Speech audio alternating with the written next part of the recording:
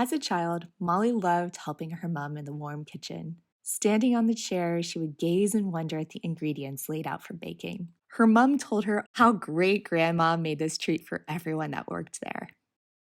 And look, there's the recipe for Texas sheet cake. You guys have to try this. What do you want to do when you grow up, Molly? People around her asked. You can do anything. You can even go to the moon. I actually really did want to become an astronaut. But really, in my head, I kept thinking, can't I just keep baking? Molly traveled far from her family and friends to start her new life. Of course, she was nervous, but all big adventures needed bravery. Dressed in a beautiful gown and mask, in the style of Marie Antoinette, Molly stepped into a fairy tale.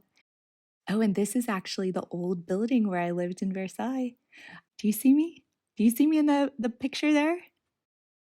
Isn't it amazing how being true to yourself can bring happiness to so many other people too?